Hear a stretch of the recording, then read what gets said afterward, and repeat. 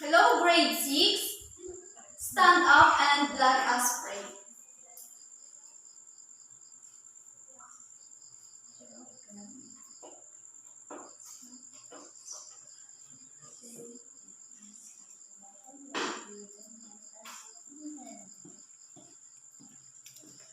Good morning, class. Good morning, ma'am. Who is absent today? None, ma'am. I'm happy to hear that. So, before we start, I would like to share with all of you my rules and regulations. So, first, before you sit, can you pick up the papers under your chair? Yes, ma'am. Okay. Second, if you want to answer, raise your hand. Third, when someone is talking, please be quiet. And last but not the least, if you want to go out, raise your hand and say, "Excuse me, ma'am." Do you understand, class? Yes, ma'am. Okay. So, before we move into our new lesson, let's have a review from our previous topic so that I know if you really listened to me last time. So,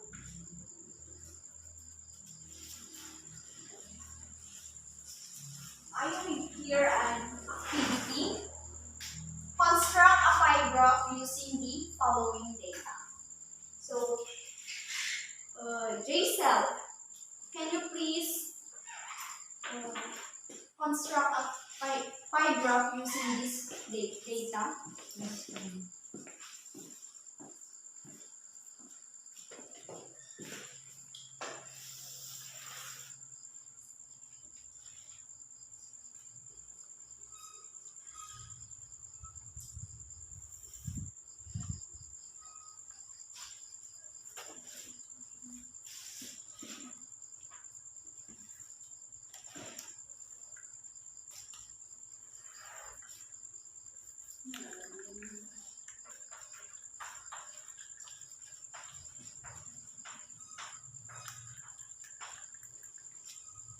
Very good.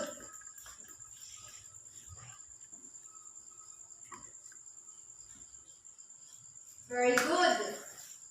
So don't forget the percent.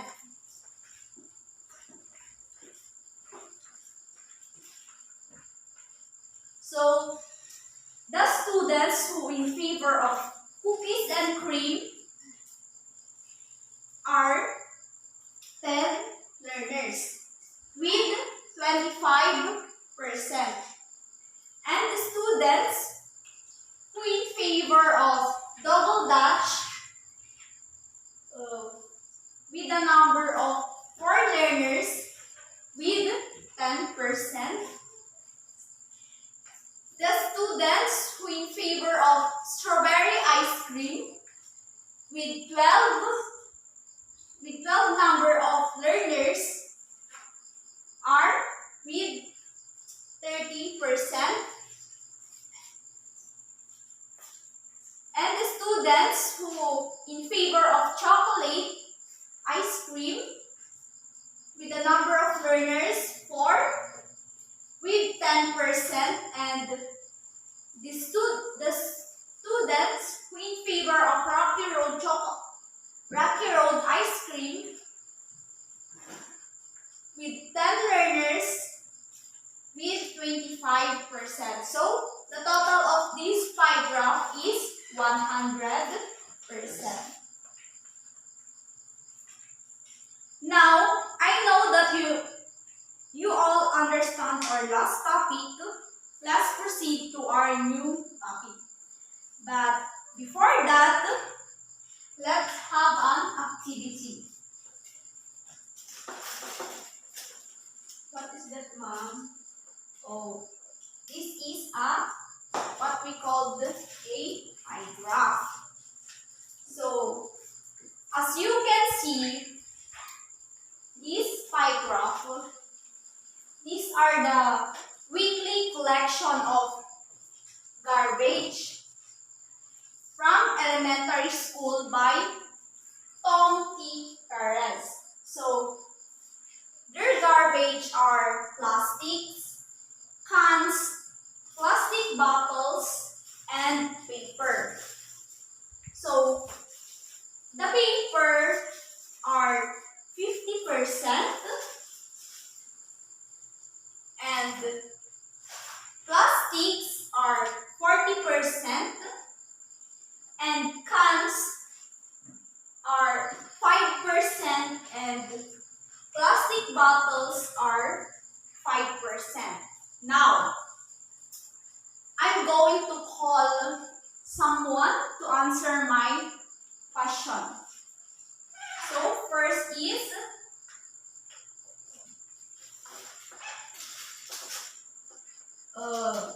Nestle. Can you read and answer?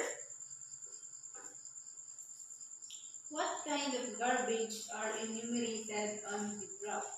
So, what kind of garbage are enumerated on the graph? School garbage, plastic, Yes. cans, Paper.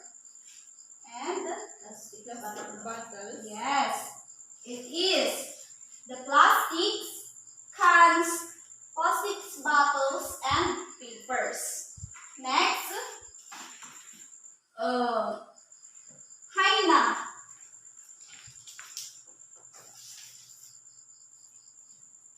Read and answer, please. What has the greatest amount of garbage that is shown in the pie graph? The paper, ma'am, with Yes, 50%. it is the paper.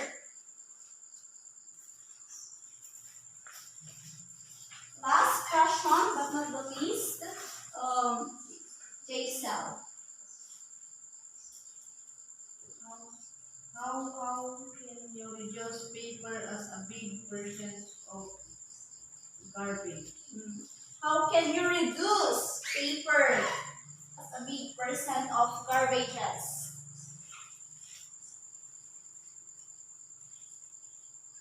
We will recycle it, ma'am. Yes, very good.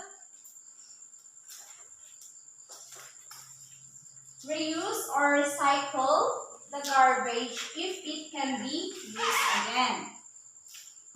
And now, from the graph I presented, do you have any idea of what our topic today? Ma'am, about graph, ma'am. Yes, about a graph. So, the reason you answered about the pie graph because our topic for today is all about data presented in a pie graph. So, at the end of the discussion, you will be able to accurately interpret data presented in a pie graph through activity. Correctly construct data presented in a pie graph through group activity and give at least 2 importance of a pie graph in our daily life.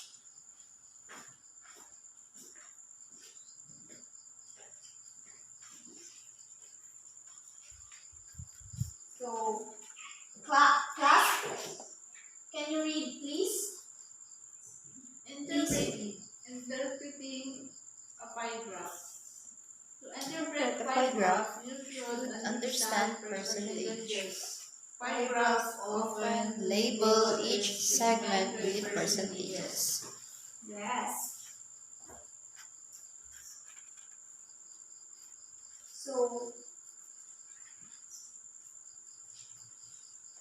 So in interpreting data, we should understand the percentages. And so here are the examples. Please read, everyone. According to the National Statistics Authority, the number of overseas Filipino workers or OFWs who work abroad at any time during the period that April to September 2014 was estimated at 2.3 million. So the number of the percentage of OFW in Europe are 7%. And in North and South America are 6%. And in Australia are 2%, and in Africa 2%. And in Asia are 83%. So as you see in the graph, the Asia is the largest, have the largest OFWs who work from abroad. So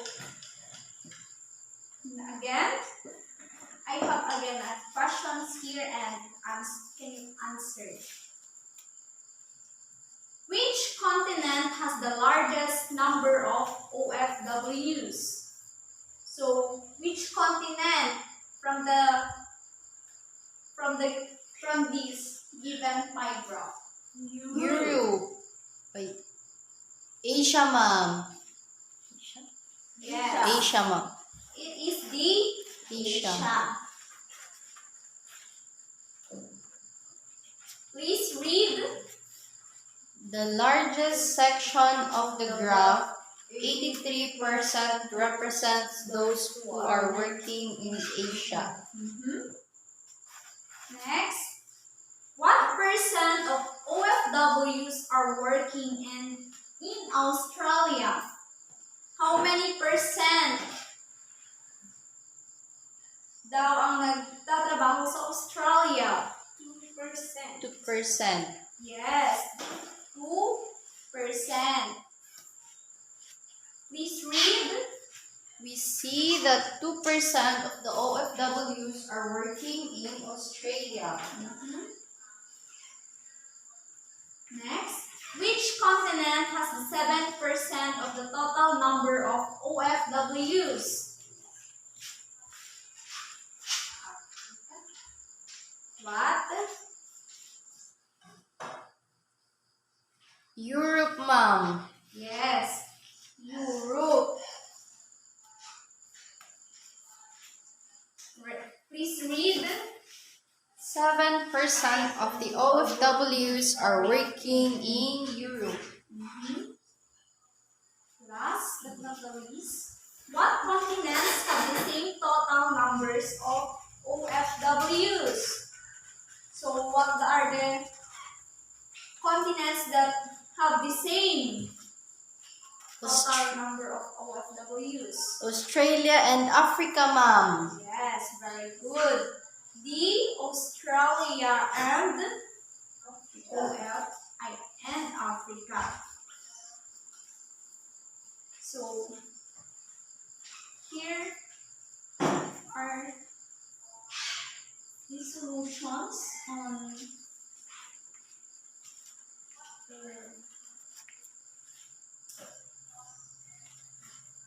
the estimated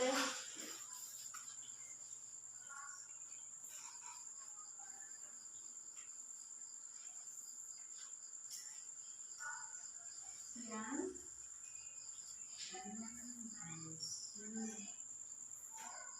So in total of 46,000 of OFWs in Africa. So now let's have a group activity.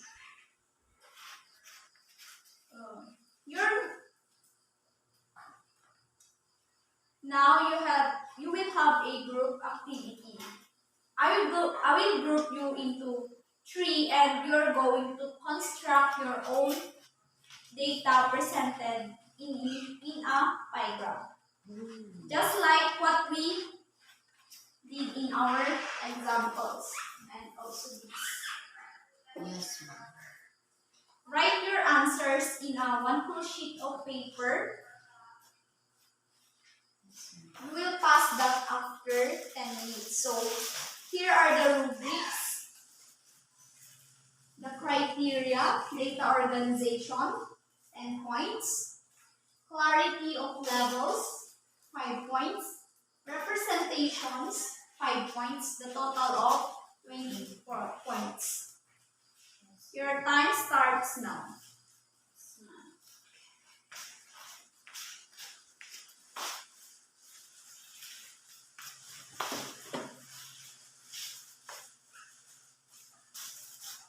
And we're done. Are you done? Please pass your papers.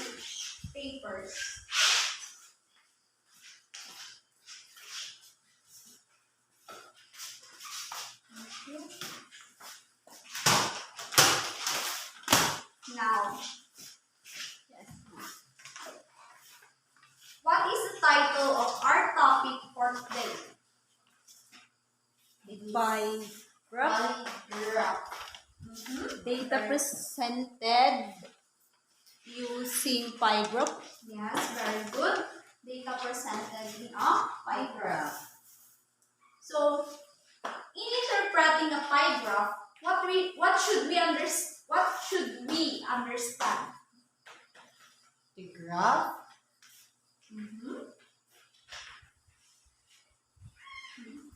What, ma'am? In interpreting a pie graph, what should we understand? The Percentage, ma'am. Yes, the percentage. It labels each segment with a percentage. What do we call that? It labels each segment with a percentage. Pie graph. Yes, it is the pie graph. Now you're going to have your individual activity. So I read first the directions. Interprets the given presented data in a pie graph. Each correct answer corresponds to 1 point. Answer it in 5 minutes. So you will only answer this in 5 minutes. So your time starts now.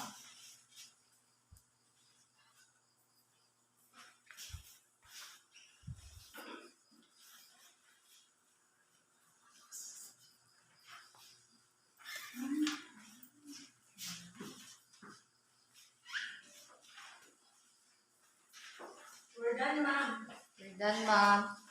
Are you all done? Yes, ma'am. Okay, please pass all your papers. Thank you. Now, please bring out your assignment notebook and copy your assignment to be passed on tomorrow. So your assignment, on a one full sheet of paper, construct the data presented in a pie graph about your family's monthly expenses. So you're going to construct a pie graph about your family monthly expenses. Do you understand, class? Yes, ma'am. Okay. Are you done copying? Yes, ma'am. Okay. So,